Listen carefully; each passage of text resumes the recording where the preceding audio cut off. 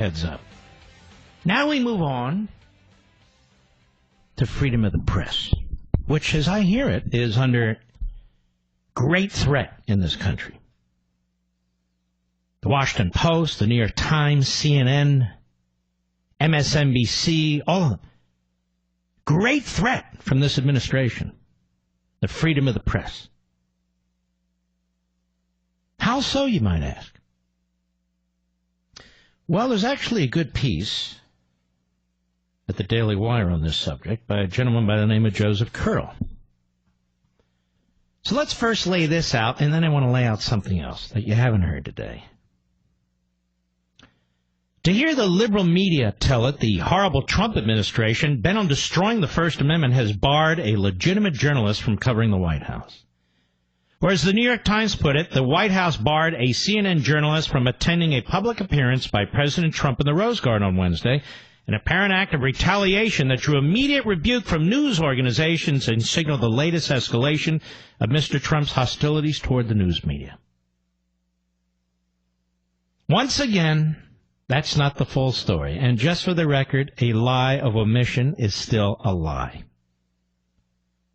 The Times quotes Caitlin Collins, a White House correspondent for CNN, saying she was chastised for asking inappropriate questions.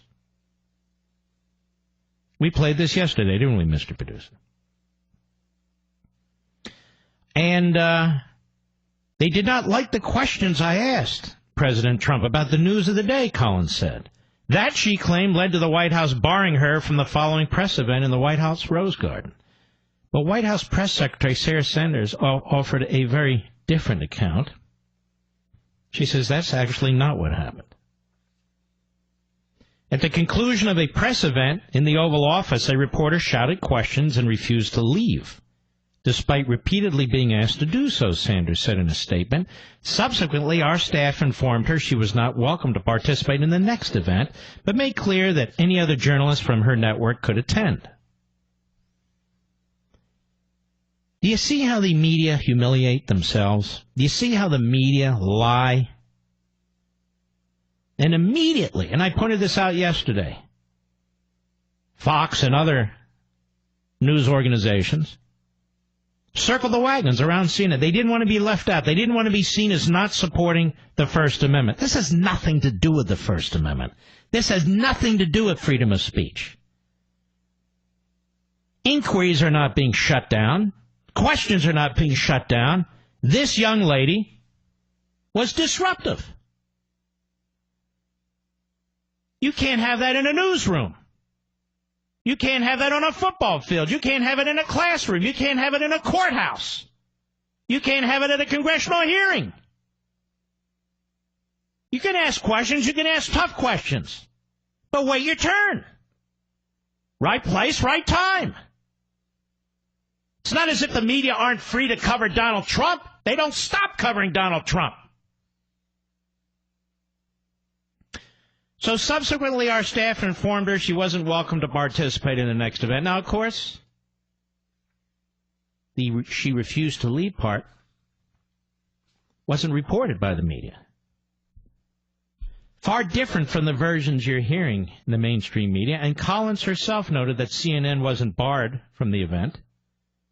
She said on CNN that she was told, we're not banning your network, your photographers can still come, your producers can still come, but you are not invited to the Rose Garden today. Now, the Times reports that in the Oval Office, Collins shouted, did Michael Cohen betray you, Mr. President? And then, Mr. President, are you worried about what Michael Cohen is about to say to prosecutors? Actually, she asked 6 questions. 6. But it wasn't the questions she asked, it was the venue. Quote, to be clear, we support a free press and ask that everyone be respectful of the presidency and guests at the White House, Sanders said. Trump had just concluded an Oval Office meeting with European Commission President Jean-Claude Juncker in the White House when the press was allowed in. Having covered the White House for 12 years, he says, I know a bit about this. To be sure, reporters do yell questions at the president all the time, say on the White House lawn, at Andrews Air Force Base, in a White House press conference, or just about anywhere other than the Oval Office, he says. And it's not only right for them to do so, it's their job. when the American people expect them to do. In the Oval Office, though, reporters are expected to handle themselves with a bit of decorum. It's the man's office, after all, and the press was invited in. Yelling repeated questions at the president and refusing to leave is absolutely inappropriate. Collins asked the fifth question twice, so 6 questions. In an Oval Office spray, that's what they call it apparently, it's cool to ask 1 question, maybe a second on your way up, but 6? And you can watch the video yourself, folks. Just as fellow CNN White House correspondent Jim Acosta has been doing since day one of the Trump administration, Collins is clearly trying to get famous by being tough on the president. But she's not being tough. She's being rude. Ask a question, maybe 2, and then get out. So now that's a new tactic by the press. Get into the Oval Office, then simply refuse to leave. When Trump tires of the tactic, and he will, and bars the entire press corps from his office, then the mainstream media will be up in arms. And when that happens, they should perhaps direct some of their ire towards Collins and Acosta. There's a way to do the job, a very difficult job, without being rude. Give it a try, White House press corps. You just might like it. No, you don't understand. Trump is threatening freedom of the press. What a pathetic joke. I want to remind you of Barack Obama in the Rose Garden, June 15, 2012, with a reporter by the name of Neil Monroe, working for the Daily Caller at the time. How Obama cut him off and shut him down, and the media agreed with him. No circling the wagons around Mr. Monroe. Cut 1, go. It is the right thing to do. Excuse me, sir. It's not time for questions, sir. Not while I'm speaking. And the answer to your question, sir, and the next time I prefer you let me finish my statements before you ask that question, is this is the right thing to do for the American people. Baby, I didn't ask for an argument. I'm answering your question. It is the right thing to do for the American people, and here's why. Here's the reason. Because these young people are going to make extraordinary contributions. And Mr. Producer, he dug and dug and dug. And I want you to listen to this montage as a result of Neil Monroe questioning a different president, Obama, in the Rose Garden. Not about federal prosecutors, not about his private attorney, about actual policy issues, may I add. And guess what? Monroe's interruption was racist. Cut 2, go. It's very, very difficult to place race outside of this context. Certainly, in my experience, it's hard to divorce that because this president doesn't look like the others. And I think a lot of the same thing is happening with our Attorney General. We've got these are 2 men who are doing an outstanding job. But there are folks who just don't like it, and they've never treated other folks like this, but here they are doing it to these gentlemen. Is it because they're both black? I think that probably has something to do with it. This disrespect of this human being cannot be disconnected from the fact that he's black. You have to ask the question, would the right wing be doing this if we had a white president there? And any person who doesn't believe that race plays some role in that is floating down a river of denial. Wow. Race again. It's race. I don't remember news organizations putting out statements defending Neil Monroe, do you? And he wasn't in the Oval Office. The time wasn't cut off. Obama wasn't with another foreign leader. He wasn't being asked about prosecutors and such investigating him, because that never happened, of course, because he's Obama and they'd never do that. But he was asked a policy question. April Ryan on CNN Today, a leftist. Cut 3, go. But then CNN had that exclusive with those Cohen-Trump tapes. They were angry. Yeah. They were angry. And now this. There is retaliation. And this administration doesn't look good. This president was sworn in, taking the oath of office to support the Constitution. In the First Amendment, the very First Amendment is freedom of the press. Yeah. He is violating his oath. This is not good. This is a reporter, ladies and gentlemen, and I'm sure she cares deeply about the Second Amendment, the 10th Amendment, the Appointments Clause, and Article 5, Convention of States. No, she doesn't. I love the way the left throws around the Constitution. I even love the way the media throw around freedom of the press. There's other parts in the First Amendment that they don't even believe in, like religious liberty. Then there's Wolf Blitzer, yesterday on CNN. Cut 4, go. I mean, it's something you would expect to see in some totalitarian regime. Ah, there we go. I'm surprised he didn't say Hitler's Third Reich. All because we have another CNN reporter who's utterly unprofessional. Go ahead. With presidents around the world at photo opportunities, the host government wasn't happy that White House correspondents were shouting questions. They weren't happy about that. Look, moron, everybody knows what's going on here. Everybody knows what's going on. It was in the Oval Office. Question time was over. And your reporter was unprofessional, was disruptive, lobbing 6 questions at the President of the United States. She wouldn't leave the Oval Office. Somebody ought to try that with Wolf Blitzer in the studio on air. Start lobbing questions at him and refuse to leave and say, hey, I can do this. I believe in freedom of speech. Freedom of speech. You can't throw me out. What are you, a tyrant with a totalitarian mindset? They love the Constitution, except when it comes to most of it. Separation of powers, the Second Amendment. I mean, I can go on and on and on. Hilarious, isn't it? When Neil Monroe in 2012 did what he did, CBS News took note. Quote, during President Obama's event in the White House Rose Garden on the administration's new immigration rules regarding children of undocumented immigrants, a reporter interrupted the president mid-sentence with the question, is it the right thing to do for American workers? Interrupting the president is considered a violation of decorum and is rarely done. This is CBS. The reporter, Neil Monroe, the conservative website, The Daily Caller, said after the event he was asking questions because you guys weren't. So they chastise him. Chastise him. ABC News. Barack Obama's campaign, this is in 2008, has booted from its airplane 3 reporters who work for newspapers that have endorsed John McCain. Anybody accuse Barack Obama of being a tyrant? Of wanting to run a totalitarian regime? The campaign says that a limited number of seats forced it to make the tough decision of which journalists would be permitted, so he gets rid of the conservatives. Gets rid of them. And by the way, Glamour magazine and others were allowed to stay on the plane. Just thought you'd want to know, Mr. First Amendment. Then I looked up and I followed this piece by James Risen of the New York Times. If Donald Trump targets journalists, thank Obama. What? What? Oh, yeah. More on that when I return. Mark Levin.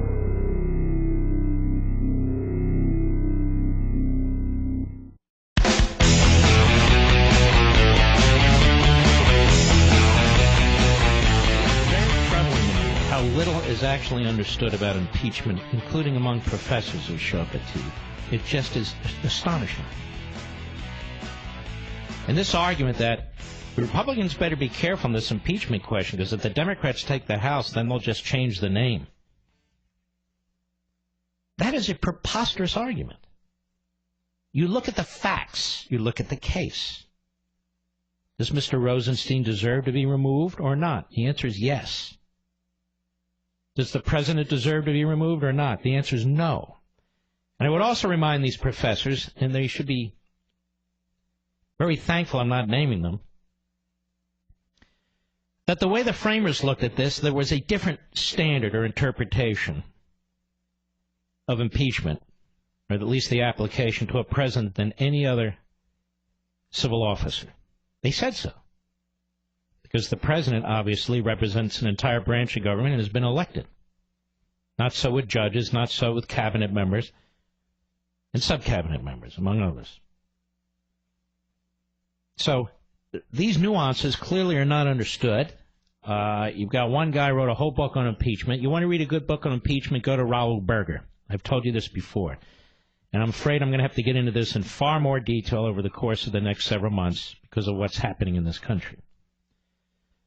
But in the case of Bill Clinton's impeachment over at Landmark Legal Foundation, we actually secured a copy of the impeachment proceedings and the trial of President Andrew Johnson from the Library of Congress, and we studied it. And we studied the truly great scholars who spent lifetimes on this subject, not quick hits on cable TV. Now, I need to give this piece some justice because of all the hyper phony reporting going on about threats to free press in this country. We stand by CNN. I don't stand by CNN at all. I stand by freedom of the press. James Risen, no right-winger, investigative reporter of the New York Times at the time. Donald Trump decides as president, I'm going to start it now and then finish it after the bottom of the hour, so stick with me, please. If Donald Trump decides as president to throw a whistleblower in jail for trying to talk to a reporter, or gets the FBI to spy on a journalist, he will have one man to thank for bequeathing him such expansive power, Barack Obama. Anybody remember the media as an aggregate, as a whole, rising up against Barack Obama? Mr. Trump made his animus toward the news media clear during the presidential campaign, often expressing his disgust with the coverage through Twitter or in diatribes at rallies. Oh, we soon forget. So if his campaign is any guide, Mr. Trump seems likely to enthusiastically embrace the aggressive crackdown on journalists and whistleblowers that is an important yet little understood component of Mr. Obama's presidential legacy. But Trump hasn't done that. Criticism of Mr. Obama's stance on press freedom, government transparency, and secrecy is hotly disputed by the White House. But many journalism groups say the record is clear. Well, they were very quiet about it. Over the past 8 years, the administration has prosecuted 9 cases involving whistleblowers and leakers, compared with only 3 by all previous administrations combined. It has repeatedly used the Espionage Act, a relic of World War I-era red-baiting, not to prosecute spies, but to go after government officials who talk to journalists. Of course, they never used it to go after Hillary. Under Mr. Obama, the Justice Department and FBI spied on reporters by monitoring their phone records, labeled one journalist an unindicted co-conspirator in a criminal case for simply doing reporting, issued subpoenas to other reporters to try and force them to reveal their sources and testify in criminal cases.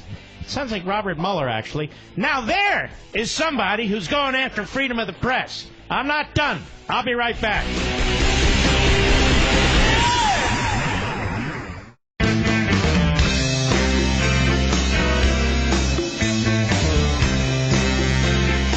This is the nation's town hall meeting. And you can join in at 877-381-3811. I will soon continue with this article written by this New York Times investigative reporter.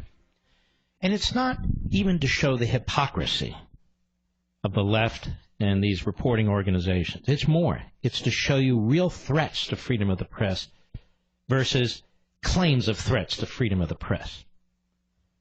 When the President of the United States or his staff tells a reporter for CNN, you're way out of line the way you conducted yourself, that's not a threat to freedom of the press. A threat to freedom of the press is if you have reporters yelling stuff, talking over each other, refusing to leave the Oval Office. So the American people, after all, it's our country. We're not going to get the information. And in her case, of course, she wasn't interested in anything that was going on in the Oval Office. She wanted to talk about Michael Cohen because CNN's been working with him and Lanny Davis. And she wanted to keep pushing that narrative, and they wanted to get their ratings up, and they wanted to do this, and they have their own agenda. And then they wrap themselves in freedom of the press. They are free to do that, but not after the question time is done, and they're in the Oval Office, and they're asked to leave. I mean, is there really any question about access to Trump and his people? Far more than Obama ever provided. Or many presidents, for that matter. Hiring used to be hard. Multiple job sites, stacks of resumes, a confusing review process. But today, hiring can be easy. And you only have to go to one place to get it done. ZipRecruiter.com/Levin. ZipRecruiter.com/Levin. ZipRecruiter sends your job to over 100 of the web's leading job boards. But they don't stop there. With their powerful matching technology, ZipRecruiter scans thousands of resumes to find people with the right experience and invite them to apply to your job. As applications come in, ZipRecruiter analyzes each one and spotlights the top candidates, so you never miss a great match. ZipRecruiter is so effective that 80% of employers who post on ZipRecruiter get a quality candidate through the site within the first day. And with results like that, it's no wonder that ZipRecruiter is the highest-rated hiring site in America, bar none. And right now, you, my listeners, can try ZipRecruiter for free at this exclusive website. Go to ZipRecruiter.com/Levin. That's ZipRecruiter.com/Levin. ZipRecruiter.com/Levin. Because ZipRecruiter is the smartest way to hire. Now, let's go on. This is a New York Times reporter. Says, I experienced this pressure firsthand when the administration tried to compel me to testify to reveal my confidential sources in a criminal leak investigation. Did that happen to CNN? The Justice Department finally relented, even though it had already won a 7-year court battle that went all the way to the Supreme Court to force me to testify, most likely because they feared the negative publicity that would come from sending a New York Times reporter to jail. In an interview last May, President Obama pushed back on the criticism that his administration had been engaged in a war on the press. He argued that the number of leak prosecutions his administration had brought had been small and that some of those cases were inherited from the George W. Bush administration. But critics say the crackdown has had a much greater chilling effect on press freedom than Mr. Obama acknowledges. In a scathing 2013 report for the Committee to Protect Journalists, Leonard Downey, a former executive editor of the Washington Post, who now teaches at Arizona State University, said the war on leaks and other efforts to control information was the most aggressive I've seen since the Nixon administration, when I was one of the editors involved in the Washington Post investigation of Watergate. When Mr. Obama was elected in 2008, press freedom groups had high expectations for the former constitutional law professor, particularly after the press had suffered through 8 years of bitter confrontation with the Bush administration. And it goes on, and it lays it out, chapter and verse. Trump hasn't done any of that. All they did was tell this young lady who was out of line that she was out of line. But let me say this about the American press corps today. It's worse than anything I've ever seen. It's more ideological than any time in modern history. There's more groupthink and group reporting, which is why I wasn't surprised why they all came to defend this young lady, than I've ever seen. We have issues out there that are never reported on. Big issues. Issues that threaten this society. When's the last time, as I said the other day, we had concentrated reporting for 24 hours on our massive national debt? When's the last time we had concentrated reporting on the coming collapse of Social Security and Medicare? These are huge programs that affect tens of millions of people. When's the last time we had concentrated reporting on student debt, which is massive?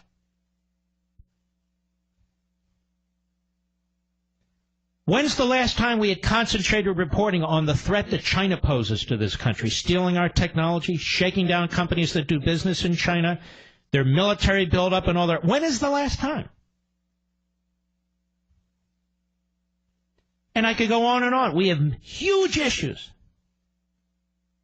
that are thoroughly relevant to our lives, to our country.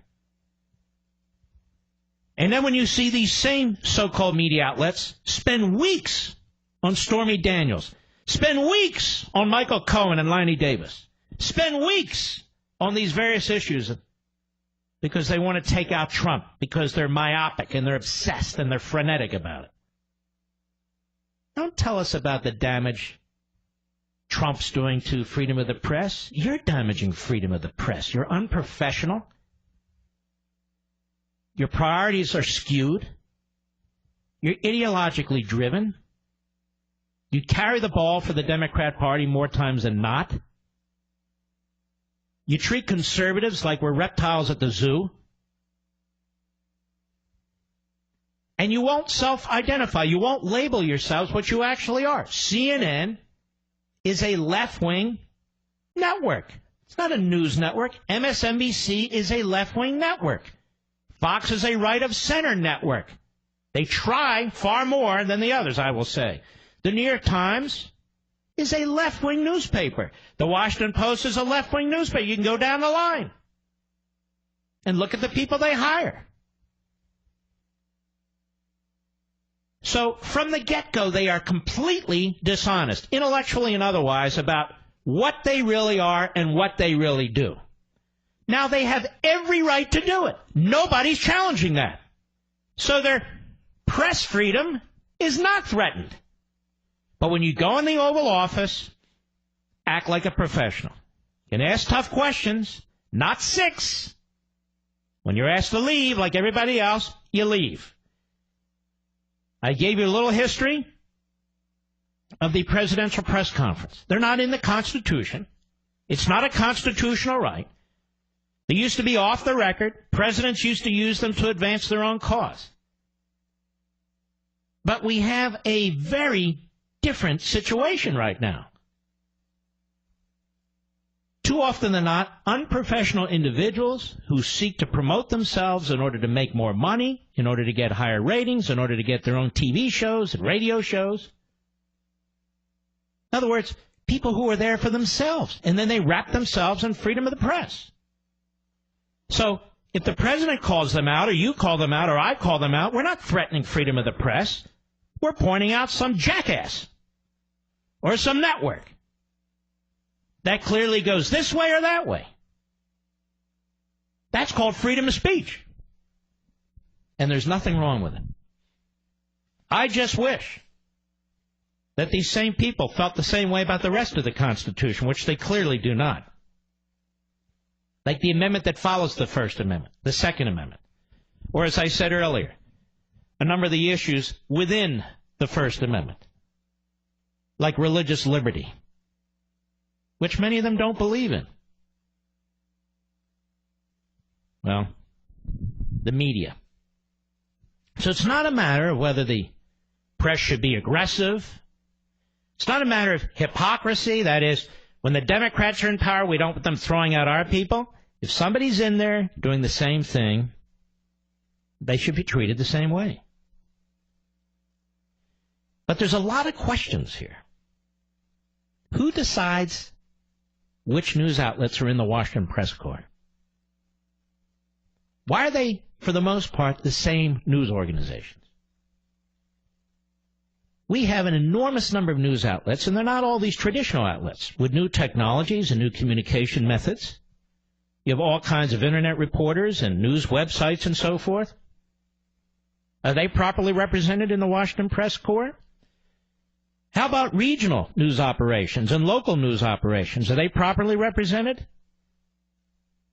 I mean, do we need a baseball stadium filled of quote-unquote reporters to make sure we're upholding freedom of the press? Or, I'll even go further, what is with this oligopoly? Only certain media outlets get certain seats assigned to them in the White House press room. It raises a lot of questions as far as I'm concerned. All reporters aren't disruptive. You notice? They can ask tough questions, and they do. They can ask tough questions under the right environment, in the right circumstances, and they do. For this young lady, it was her behavior. And yes, we can expect reporters to have respect for the office of the presidency if they expect us to have respect for them. I'll be right back. Mark Levin.